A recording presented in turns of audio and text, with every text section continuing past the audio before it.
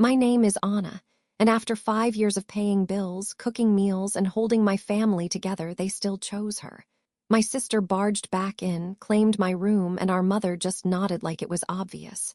But what they don't know is, I'm done playing second best. And this time, I'm not leaving quietly. Before we dive in, where are you watching this from? Drop your city or country in the comments. I love seeing how far these stories reach. Now, let me take you to the moment I realized I was no longer welcome in my own childhood home. It started with a polite question. Or, at least, I thought it was polite. "Mom, do you think Liam and I could take the second room, just until we get back on our feet?" I asked, standing at the edge of the living room in my parents' New Jersey house, suitcase still zipped shut beside me. My husband Liam stood quietly behind me, his hand resting on my shoulder like a quiet anchor. The silence that followed wasn't promising. From the kitchen doorway, my younger sister Melissa scoffed, arms crossed tight over her oversized hoodie. "We need both rooms, we're still here too," she snapped, her tone sharp as a blade. "Why do you always act like everything should just revolve around you?" I blinked. "I'm just asking for a room, not the whole house." But she cut me off. "You had your turn, Anna. You moved out, remember? This isn't some hotel where you waltz back in and pick the best suite." I turned to our mother, hoping for a shred of compassion.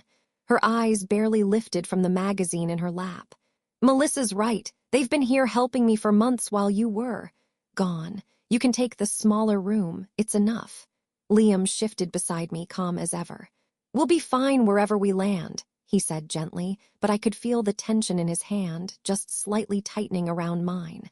I opened my mouth, then shut it again. I'd walked into that living room with a sliver of hope that, just this once, I wouldn't have to beg.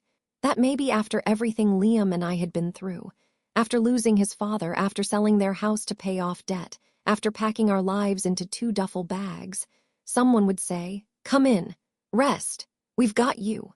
Instead, I was being offered leftovers. Melissa didn't even try to hide her smirk as she flounced upstairs, calling over her shoulder, "Don't unpack too much. The attic's got space if you need extra storage." Storage, like we were boxes. I bit the inside of my cheek and forced a smile that probably looked more like a wince. "Thanks," I muttered. That word tasted sour in my mouth. Later, when Liam and I were alone in the tiny bedroom, barely big enough for our 2 bags and the creaky twin bed shoved against the wall, I sat down and stared at the yellowed ceiling. Liam sat beside me, his voice a soft murmur. "You okay?" I shook my head slowly. "I don't understand how I'm always this disposable." He didn't say anything. He just took my hand. And somehow the silence between us felt safer than the walls around us. That night, sleep didn't come easy. I lay flat on my back, staring at the ceiling in that dim, cramped room, watching the slow dance of shadows cast by a streetlight filtering through the window blinds.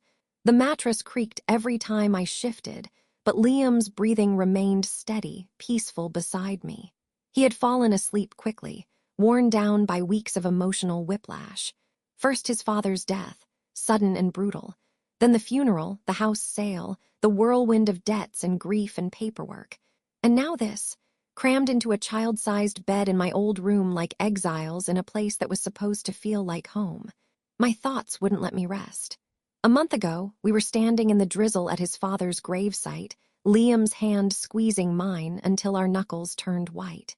I remember the way he bent forward just slightly, as if the weight of it all had finally pushed him down. And I remember promising him we'd rebuild. Somehow, he believed me. When we moved in with my parents, Liam had looked around this house with a weary kind of hope. "It's temporary," he said with a smile, trying to lift my spirits. "We lost everything. But maybe this is a fresh start. Maybe here we can breathe again." I wanted to believe him. I really did. Back then, I thought the hardest part was over. I thought this house would hold us gently, the way it did when I was a kid. Back when the scent of garlic bread meant Mom was making my favorite. Back when Dad's voice in the hallway meant he was home early from the factory. Back when Melissa and I used to build blanket forts in this very room and whisper secrets under flashlights. But the house didn't feel warm anymore. It felt tight and cold, like it resented our return. I turned onto my side, facing Liam's back. His shoulders rose and fell slowly beneath the threadbare blanket. In sleep, he looked younger, like the pain of the past month hadn't carved new lines into his face. I reached out and brushed a strand of hair from his forehead. "We'll figure it out," I whispered into the darkness, not sure if I was speaking to him or myself. Maybe I was clinging to false hope. But even in this stifling little room, surrounded by memories that twisted the knife, I wanted to believe we could build something new here. That somehow my mother's cold shoulder and Melissa's jabs didn't define this space entirely. Maybe I was stupid for thinking we could start over here. Or maybe it was the only chance we had left. Morning came too soon. The sun sliced through the blinds, harsh and uninviting. I sat up slowly, stretching my aching back and glancing at the clock. 6:52 a.m. I could already hear footsteps creaking upstairs, the distant clatter of Melissa's music spilling from her phone. "Morning," Liam murmured, rubbing his eyes. "Did you sleep?" "Not really." He sat up beside me, reaching for his hoodie. "I'll get coffee started." As he slipped into the hallway, I remained seated on the bed, staring at the peeling paint on the wall opposite me. My childhood bookshelf was still there, oddly untouched. A dusty row of Nancy Drew paperbacks. A crumpled drawing from second grade. A faded photo of Melissa and me, ages 7 and 9, smiling on the front porch in matching dresses. Funny how the past could stay frozen on a shelf, while the present unraveled like a threadbare scarf. Downstairs, Liam moved quietly through the kitchen. I heard the click of the coffee maker, the clink of spoons. I imagined him navigating around Melissa's cereal bowls and the stack of unopened mail that always cluttered the counter. I pulled my hair into a loose bun and went to join him, trying to shake the heaviness in my chest. Liam handed me a steaming mug. "Don't let them make you small," he said softly, like he already sensed the tension building in me again. I nodded, sipping slowly. The coffee was lukewarm, bitter, but I drank it anyway. Because somehow in this house that barely made room for us, Liam still saw me, still believed in us, still believed this wasn't the end. It happened quietly. No slammed doors. No dramatic announcements. Just a tossed-off comment over cold cereal on a Tuesday morning. "I'm flying out next week," Melissa said, scrolling through her phone like she was reading a weather update. "Chicago semester starts early." I blinked. "You're going back to school," she shrugged. "Yeah, got into that grad program I told you about. Mom and Dad are covering the first semester, and I've got roommates already lined up." Mom beamed from across the table. "It's a great opportunity." I swallowed the bitterness rising in my throat and forced a smile. "Congrats, Melissa." She didn't even look up. The rest of the week passed in a strange blur. Boxes half-packed, last-minute Target runs, the high-pitched chaos that always followed Melissa like perfume. But underneath the noise, something began to settle inside me. Relief. The night before she left, I found myself standing at the kitchen sink, washing dishes while Liam wiped down the counters. The house was unusually quiet. Even Mom had gone to bed early. "She's really going," I said aloud, as if saying it made it more real. Liam leaned on the counter beside me. "How do you feel?" I let the soapy water drip from my fingers. "Like I can finally breathe." Melissa left on a rainy Thursday. Her goodbye hug was brief, barely more than a polite pat on the back. "You'll water my plants, right?" she asked as she hauled her suitcase to the car. I nodded. The door slammed. The engine faded down the street. And then, for the first time in months, there was silence. That night I slept soundly. The change was slow but noticeable. Without Melissa's presence, the house softened. The air didn't feel quite so tight. Mornings weren't interrupted by her loud pop music or snarky remarks about my boring life. Liam and I settled into something like a rhythm. He started picking up freelance repair work while I added hours at the IT firm in town. We carpooled in the mornings. Ate dinner at the little two-seat table in the corner of the kitchen. Watched Netflix huddled under a fraying throw blanket, laughing over bad subtitles. It wasn't glamorous, but it was ours. Mom mostly stayed out of our way. Dad rarely said much, but he'd grunt when I passed him the remote or fixed the Wi-Fi. It wasn't warmth, but it was peace. And peace, I was learning, had its own quiet kind of power. One afternoon, after a long shift at work, I stopped by the grocery store to grab bread and eggs. At the checkout, I hesitated, then added a bouquet of discount carnations to the cart. Back home, I set them in a chipped glass vase on the kitchen windowsill. Liam noticed them that evening and smiled. "What's the occasion?" "No occasion," I said. "I just wanted to see something that bloomed." That became a habit. Every week, a new bunch of flowers, sunflowers, daisies, once even tulips when they were on sale. Just a small reminder that even in this house, something could still grow. It wasn't all perfect. Mom's gratitude was conditional. When I started covering some of the utility bills, she barely acknowledged it. One morning, I handed her a receipt from the gas company. "I covered this month's heating," I said. She didn't look up from her coffee. "Well, it's only right. You live here, don't you?" I wanted to scream. Instead, I just nodded and walked away. Liam found me in the backyard a few minutes later, sitting on the cracked patio step, staring at nothing. "You okay?" he asked. "I'm trying," I whispered. He didn't offer platitudes, just sat beside me shoulder to shoulder until the cold made us go back inside. Still, something in me was beginning to shift. I wasn't just surviving anymore. I was reclaiming little things. My voice, my routine, my space. Even if the house didn't love me back, I was learning how to exist within it on my terms. And for the first time in a long time, I started to believe maybe things could get better. Sometimes it was the little things that made me feel human again. Like how the sunlight hit the kitchen counter just right in the late afternoon. Or how Liam always saved me the last spoonful of peanut butter, even though I never asked. But the moment that really stayed with me, it was a Tuesday, cold outside. I came home with a folded envelope tucked inside my purse and a pounding heart. We'd gotten a bonus at work, small, but enough to make a difference. And something in me wanted to give, not to prove anything, not to buy love, but because maybe I wanted to show I belonged here too.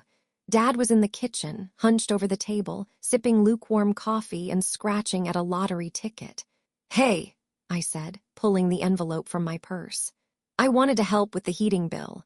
We've been running it pretty high this month." He glanced at the envelope like it was a coupon. I placed it gently in front of him. "It's a little extra. I've been working more hours lately." For a brief second, I saw something flicker behind his eyes. Not gratitude exactly, but something softer. Then he grunted, half-smiled, and muttered, "You shouldn't have quit school so early, then you'd really help." Just like that, the moment broke. I nodded, my throat tightening. "Yeah, maybe." I turned to leave the kitchen, that small spark already dimming. But what I didn't expect was what came later. That evening, I walked into the bedroom and froze. The room was different. There were candles on the desk, real ones, not the half-used citronella we usually lit in summer. A plate sat in the middle of the bed, covered in a tea towel. The scent of something buttery and rich floated through the air. Liam stood by the window, awkwardly holding 2 glasses of apple cider. "You cooked," I said, stunned. He looked sheepish. "Sort of. It's more like warmed-up miracles from the freezer aisle, but I figured you needed something." He pulled the towel back, revealing 2 thick pieces of baked chicken over a pile of seasoned rice, sprinkled with parsley. The presentation was mismatched but charming, like a dinner made by someone who tried really hard without knowing what they were doing. I stared at the food, then at him, and suddenly everything felt louder, my chest, my pulse, my aching throat. "Why?" I asked, barely above a whisper. Liam smiled and handed me a glass. "Because you do everything, Anna, and they don't see it, but I do." I sat on the bed slowly, the weight of his words heavier than the plate on my lap. "You're doing more for this house than anyone else ever has," he added, brushing a lock of hair behind my ear. "They're just too used to you being the quiet one." I swallowed the lump in my throat and managed a watery laugh. "I didn't even salt the soup last night." He leaned in. "Still better than Melissa's week of keto tacos and cold Pop-Tarts." I laughed, for real this time. And in that dimly lit room, with frozen chicken and lukewarm cider, something settled deep inside me. Not just love, validation. Liam saw me. He always had.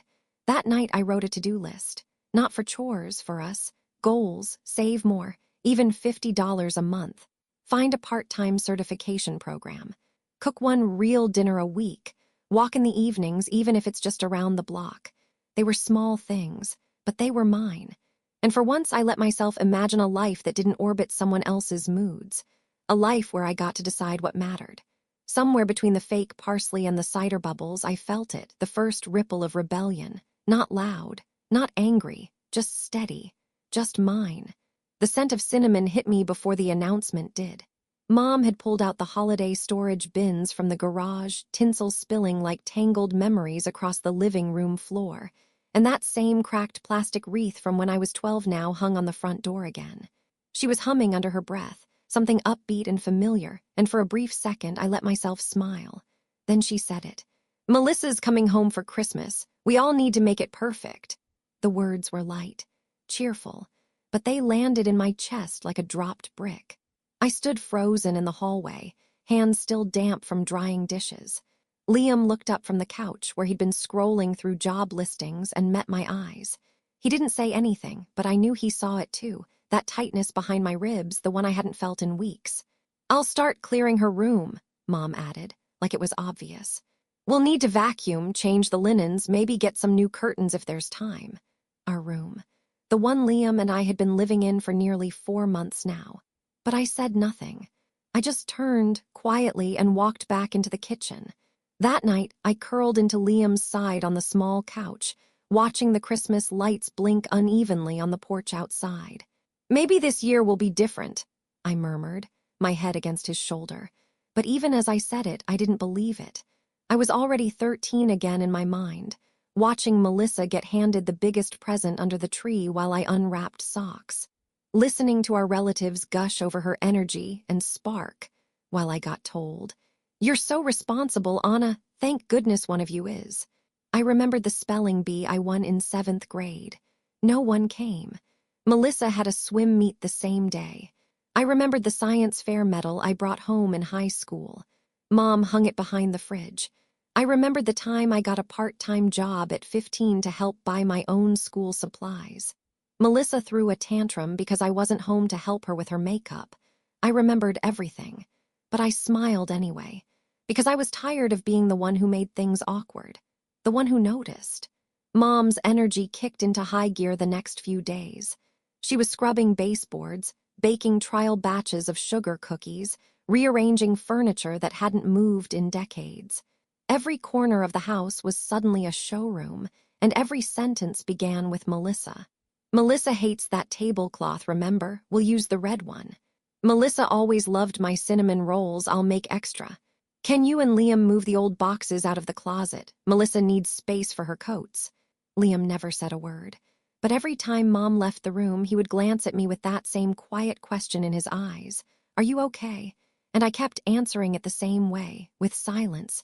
We did what we were told, cleared the closet, washed the curtains, cleaned the windows. When I placed fresh sheets on the bed, the one we used to sleep in, I ran my hand across the pillow and told myself it didn't matter. She was coming home. It wasn't permanent. We'd be fine again. I called my friend Mara one afternoon, someone I hadn't seen since before the funeral.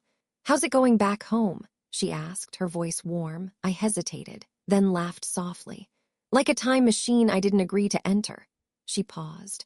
"Want me to come over for a coffee run? Might help."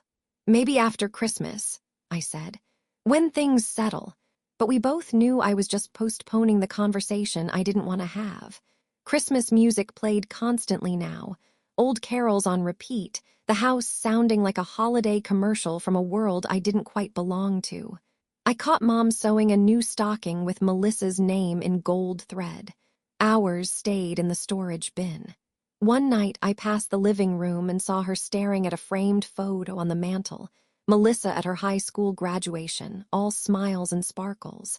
There was no picture of me, anywhere. In bed that night, I whispered to Liam, "It's like I'm slowly disappearing." "You're not," he said firmly. "You're still here, I see you." But I couldn't help wondering, how many times can someone overlook you before you start to believe you're not meant to be seen? She arrived like a storm dressed in velvet. Christmas Eve, just after sunset. The sky was a soft navy, the porch lights casting golden halos on the snow-dusted walkway. Liam and I were setting the table, nothing fancy, just the usual mismatched plates and slightly crooked silverware. Then the front door burst open. "I'm home!" Melissa's voice rang through the house like a fire alarm. My mother was there in seconds, arms flung wide like a woman reuniting with a long-lost daughter from some tragic movie. "There she is, my baby." I stepped out of the dining room, drying my hands on a dish towel. Melissa stood in the entryway, suitcase by her side, cheeks pink from the cold, hair in perfect curls. Behind her, a black car idled at the curb. Uber, probably. "Merry Christmas," I said, offering a small smile. Melissa glanced at me. "Oh, hey!" That was it, no hug, no real acknowledgement, just "oh, hey." Liam moved beside me, placing a hand lightly on my back. I leaned into it without thinking. For the next hour, it was all fanfare and laughter. Melissa unpacked like she was on stage, pulling out gifts, baked goods from her roommates, even a bottle of wine she said was from some guy she wasn't dating, but maybe. Mom hung on every word. Dad chuckled at every joke. The house felt louder, brighter, and colder somehow. I sat quietly on the couch, watching the chaos unfold like I was seeing it through glass. I had cooked the dinner, cleaned the floors, decorated the tree. But now I was just part of the furniture again. During dinner, I poured water for everyone, refilled bowls, passed plates. When I sat down, Melissa had already taken my usual seat. Nobody noticed. She told stories about Chicago, her professors, her quirky neighbor, the art exhibit she went to with a guy named Brian. Everyone laughed when she mimicked his Midwestern accent. At one point, she turned to me and asked, "Do you still work at that IT place?" That IT place was the job that had been helping pay our parents' heating bills for months. "Yeah," I said, "still there." "That's cool," she said vaguely, already turning back to Dad. "Anyway," Brian says, after dinner I cleared the plates while Melissa and Mom curled up on the couch watching White Christmas. The TV was too loud. The fireplace crackled too hard. My own voice felt swallowed in the noise. Liam came into the kitchen, drying his hands with a towel. "Want me to help finish up?" I nodded, grateful. As we stood at the sink, rinsing plates and stacking them carefully, I whispered, "It's like I'm 13 again." Liam glanced at me. "Invisible," I said, "like all the years in between never happened." He set down the plate he was holding, then turned and wrapped his arms around me. "To me," he murmured, pressing his forehead to mine, "you've never been invisible." Tears stung the corners of my eyes, but I blinked them away, because I didn't want to cry on Christmas Eve. That night, there was no space in the bedroom. Melissa had accidentally taken over the whole closet, and Mom had put extra bedding in there for her to make it cozy. So Liam and I curled up on the couch, side by side under a blanket, the flickering tree lights casting shadows across the ceiling. "It's not forever," Liam whispered. "Just until we can stand on our own again." I nodded, tucking my head beneath his chin. But inside, something cracked. Not loud. Not enough for anyone to notice. But deep. I stared at the ceiling long after Liam fell asleep. It was Christmas, and I felt like a ghost in the house I used to know. The tree glowed quietly across the room, ornaments reflecting tiny, distorted pieces of our lives. One was shaped like a snowflake, painted with my name in glitter. It hung near the back of the tree. Melissa's ornament, front and center, of course. 5 years, that's how long we stayed. 5 years of early mornings and late shifts. Of grocery runs, tax seasons, shared laughter in a cramped kitchen. Of rebuilding, not quickly, but steadily. Melissa left again a week after that Christmas, her suitcase rolling down the porch steps with a thud I still remember. Mom cried at the airport like Melissa was leaving for the moon. But after she was gone, the house exhaled. In her absence, Liam and I carved out a life. He got full-time work with a local contractor. I moved into a lead analyst role at the IT firm. We upgraded our car, chipped in for the house insurance, paid half the mortgage without ever being asked. Not that Mom thanked us, just said, "Well, that's what grown children do." But we didn't mind, not really. We had our routines, morning coffee on the back porch, quiet dinners by candlelight. I even turned part of the room into a small office nook with a thrifted desk and a fake succulent that Liam named Gary. It wasn't flashy, but it was ours. And slowly I started to believe it was okay to call this place home again, until the knock. It was a Monday, rain falling hard, the kind of rain that soaked through your coat before you reached the car. I was folding towels on the couch when the front door swung open. Boxes, 2 of them. Melissa's pink suitcase behind her like a sidekick. She barely looked at me. "I'm back," she said, brushing past as if 5 years hadn't happened. "My lease ended early. Don't ask." Before I could respond, she disappeared down the hall, the hallway that led to our room. I heard the door creak open. A pause, then the words, "This is my room again now." The words echoed like a slap. I stood frozen, towel still clutched in my hands. Liam came in from the kitchen, his brow furrowing. "What's going on?" he asked quietly. "She's back," I whispered. "She says this is her room again." We both turned as Melissa reappeared, brushing damp hair from her cheek like it was any other Tuesday. "You guys can take the attic," she added breezily. "Mom said it's fine." I laughed. I actually laughed, short, shocked, ridiculous. "You want us to move into the attic?" I asked, my voice thin with disbelief. She blinked at me. "Well, yeah, I mean, technically it was mine first, right?" Liam's jaw tightened. "We've been in that room for 5 years." Melissa shrugged, already scrolling through her phone. "So, I'm the one who needs it now." That's when Mom appeared, drawn by the tension like a moth to a flame. "What's going on?" she asked, glancing between us. "She wants the room," I said, trying to keep my voice steady. She just walked in and Mom raised a hand like a traffic cop. "Anna, please, Melissa's had a rough few months."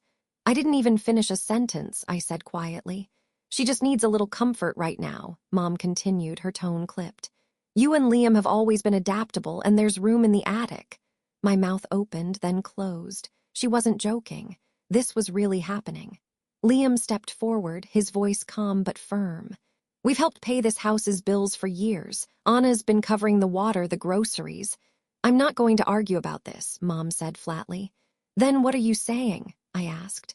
"That none of that mattered, that we don't matter." "If you don't like it," Mom replied, not even blinking, "you and Liam can move out." Silence. Not shocked silence anymore. Just that deep, dull quiet that follows a blow you saw coming but hoped to avoid. Melissa had already gone back into the bedroom, our bedroom, humming under her breath.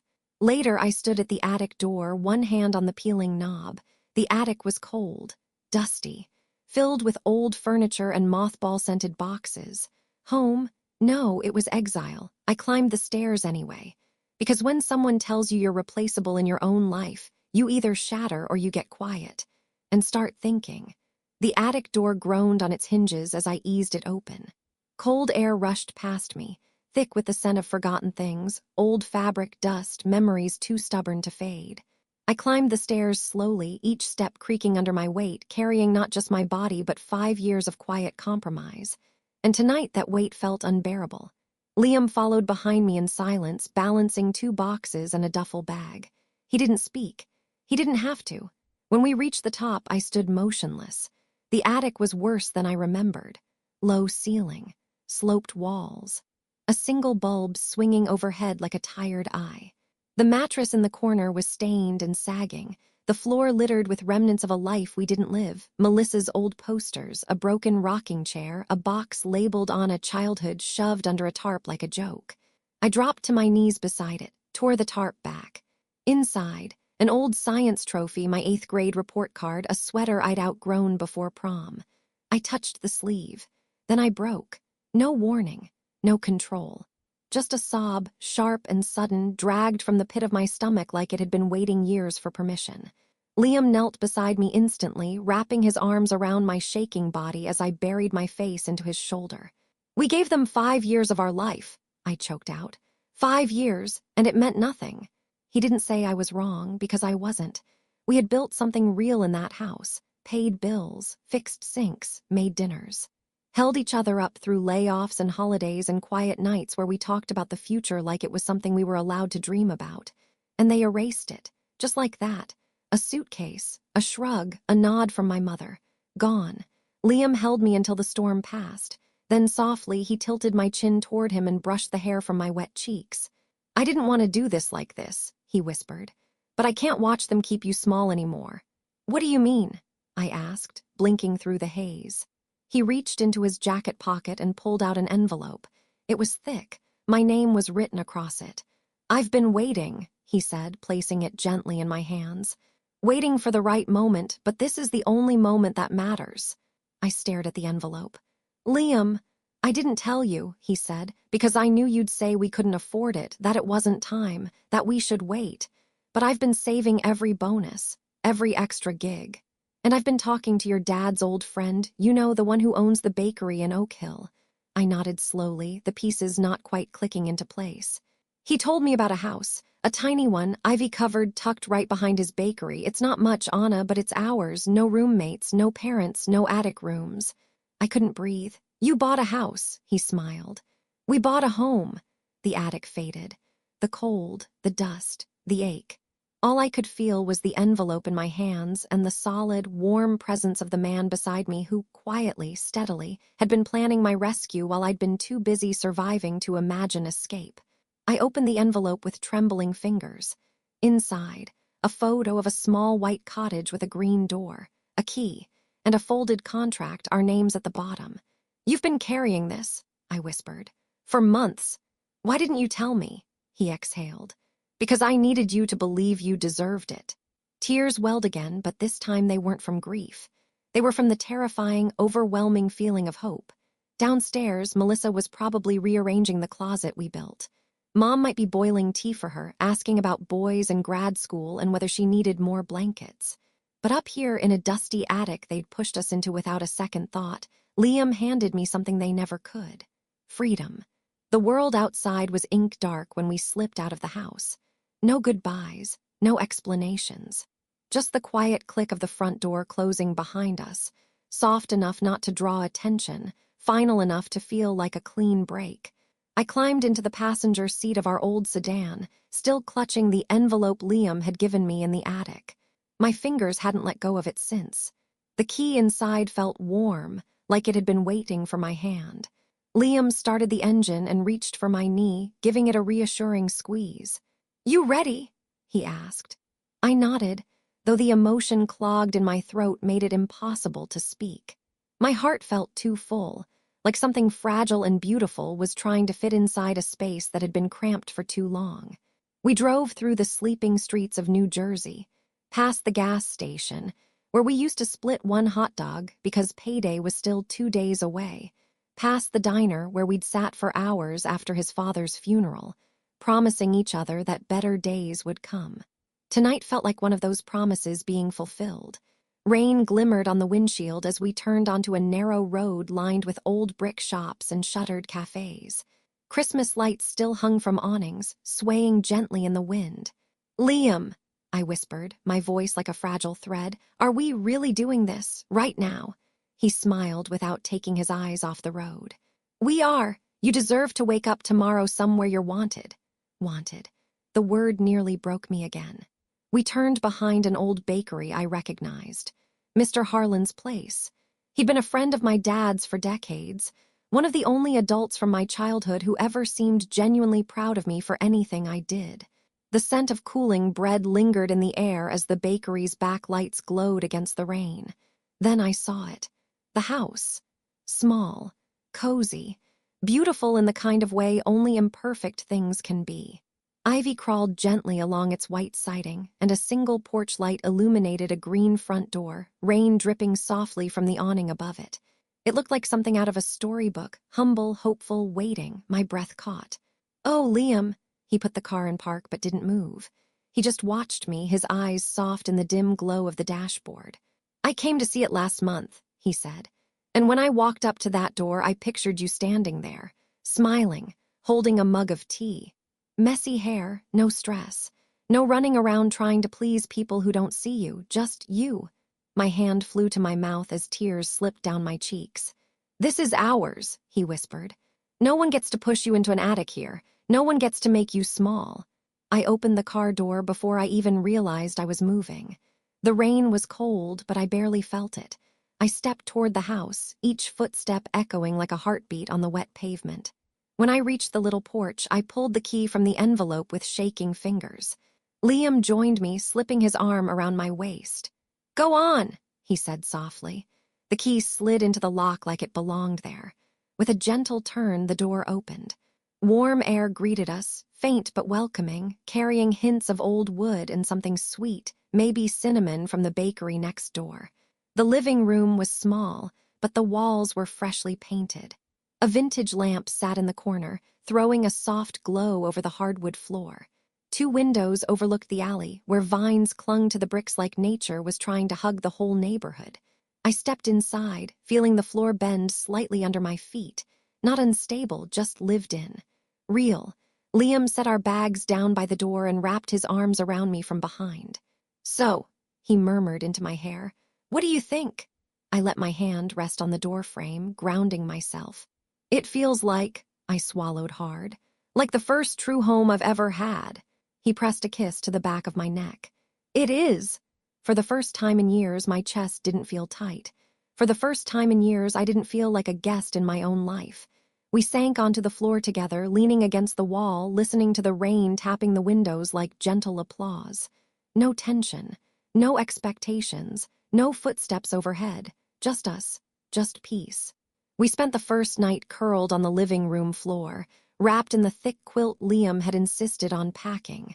No bed yet, no curtains, just a lamp, our bags, and the kind of quiet that felt like it'd wait. I didn't sleep much, but I didn't mind. Every time I opened my eyes, I saw freedom. In the morning, sunlight spilled through the windows like it knew we'd earned it.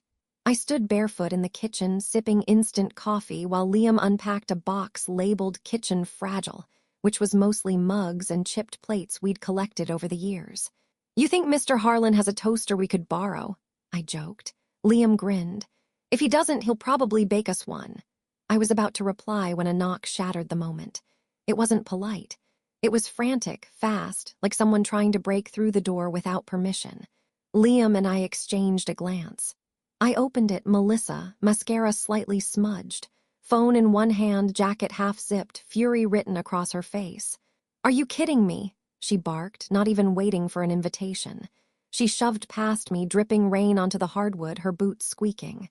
"Melissa, what? You think this is funny?" she shouted, spinning to face me. "Do you think it's some kind of joke?" I blinked. "I don't know what you're talking about." She waved her phone in my face. "Mom and Dad are making me pay the heating bill this month. And the groceries, and the water," they said, and I quote, "Anna did it for years, now it's your turn." "Your turn." Liam stepped forward. "So, it is your turn." Melissa's eyes flicked to him. "Stay out of it, Liam." "No," I said, stepping between them. "He won't, not anymore." She huffed. "I don't get it. You ran away like a coward and now they expect me to pick up the slack. Why are you suddenly the golden daughter?" I laughed. Actually laughed. It came out sharp, unrecognizable. "I was never the golden daughter, Melissa. You were every holiday, every birthday, every tantrum, and I still showed up. I still paid bills, cleaned, cooked, helped." "Well, I didn't ask you to." "No," I said, voice rising. "But you benefited, you always have. And now that I'm gone, you don't know how to function without a target, without someone to carry the weight for you." She flushed, jaw clenched. Liam walked to the kitchen and calmly began setting 2 plates on the counter. "You want coffee, Anna?" "Yes, please." Melissa stared at us like we were performing a play she didn't understand. "You seriously moved out just so you wouldn't have to help anymore?" she snapped. "No," I replied, pulling out a chair.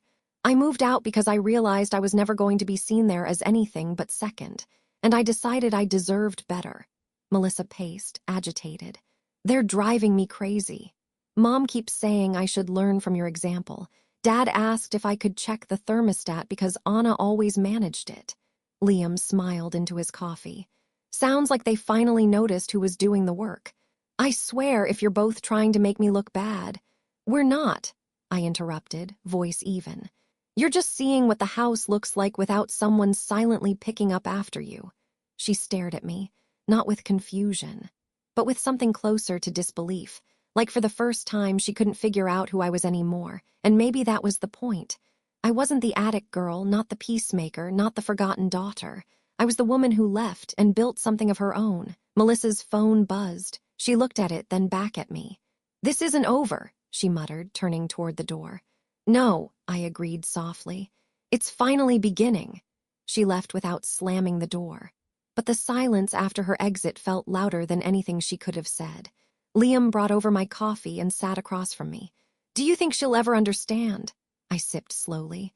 "No, but that's not my responsibility anymore." We clinked mugs gently, and I smiled. It came in a pale yellow envelope with sharp corners and a name printed wrong. Ms. Annabelle Walsh.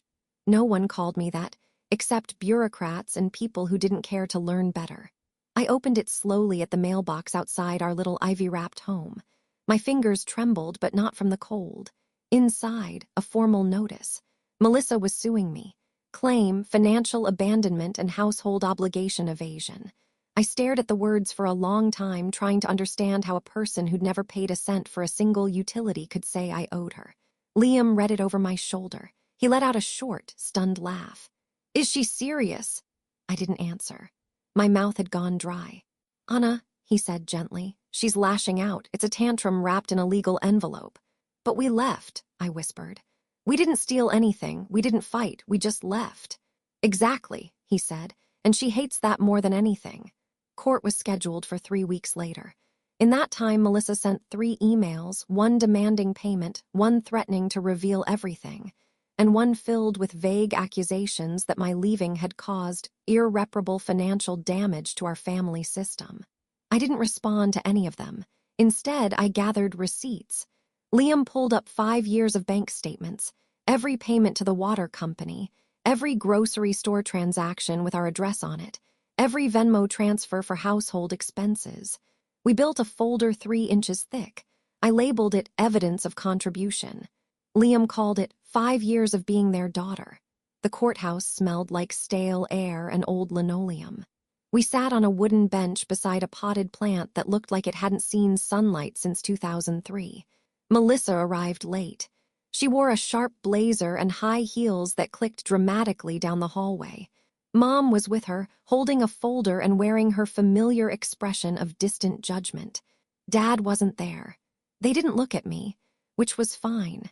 I had no interest in giving them a performance. We were called in.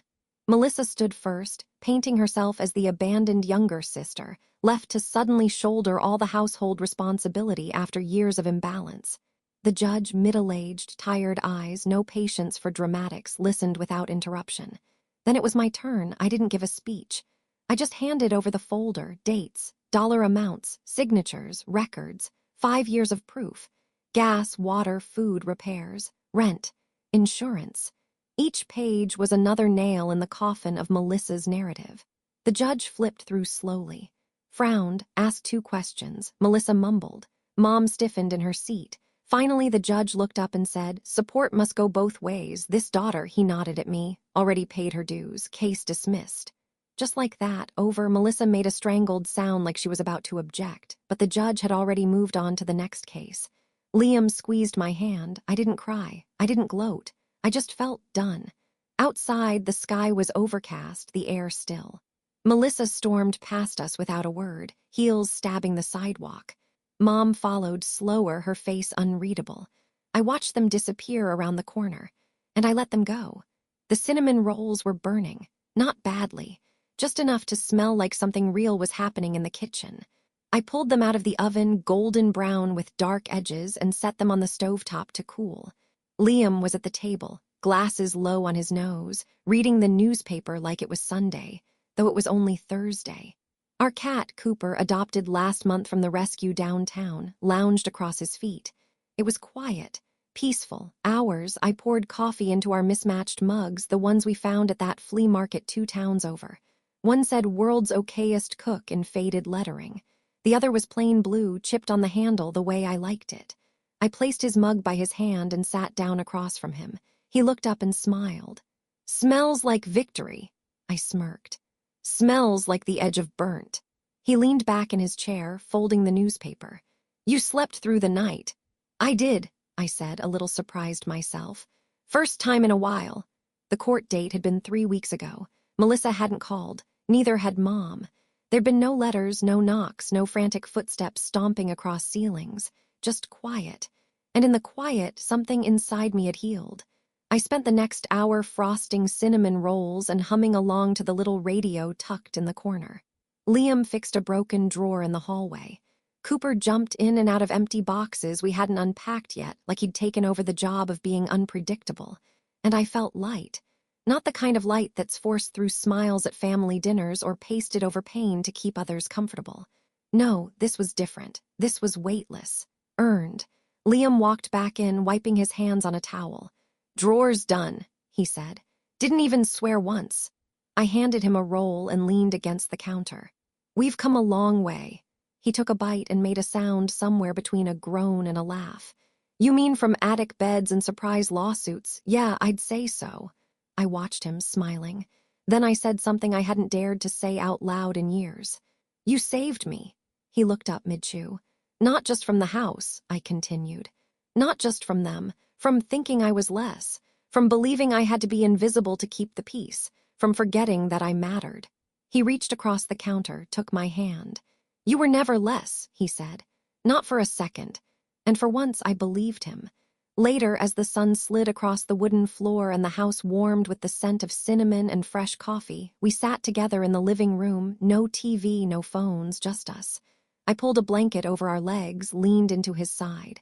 There's still a lot we have to figure out, I said. Sure, Liam replied. But at least we're figuring it out here. That mattered more than I could explain.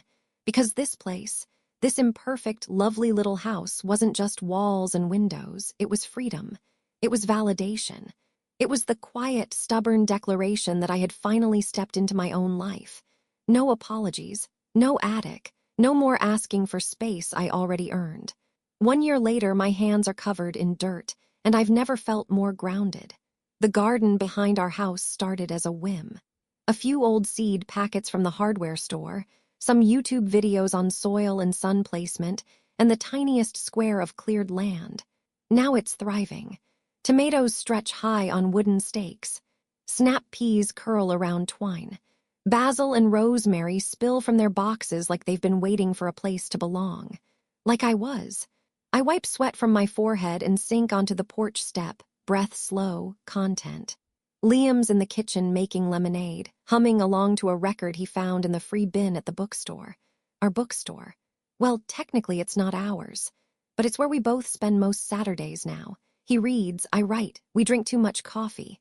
Sometimes we bring cinnamon rolls and offer them to the staff like awkward bakery elves, and sometimes Melissa's there, behind the register.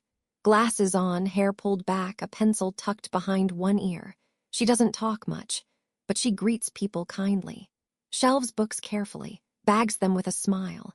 And she's learning slowly that living without handouts doesn't mean living without support. We're not close, but we're no longer at war, and that's enough. Hey, garden girl, Liam calls from the doorway, handing me a glass. You should post today, it's been a week. I'm thinking, I say, sipping. My blog, Chosen Family, Chosen Life, started small. A place to share recipes and garden updates. But over time, people found me. Women, mostly. Some rebuilding. Some escaping. Some just tired of being quiet. I write about choosing yourself, even when no one else does. About rebuilding a life from pieces someone else left behind. About freedom that doesn't need permission. One of my most read posts is called The Attic Isn't Your Home. It's about understanding the difference between being useful and being valued. Between being tolerated and being loved. I get messages from women who have left marriages, jobs, families. Who packed a suitcase in silence and crossed their own thresholds of change.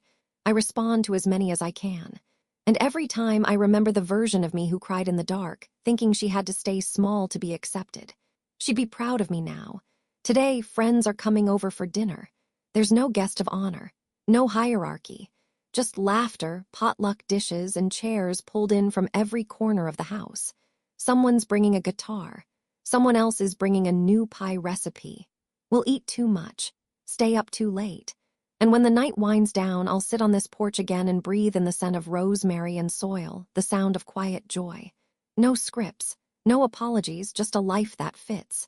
Because it was chosen, not handed, not inherited, not begged for. Mine. If you've ever had to fight for your place, your peace, or your worth, I see you. And if you're still in that attic, whispering to yourself in the dark, your key is coming. You just have to believe you're worth the door. Let me know in the comments what part of Anna's journey spoke to you the most. And if you've ever reclaimed your own story, share it. You never know who you might help. Until next time, keep growing.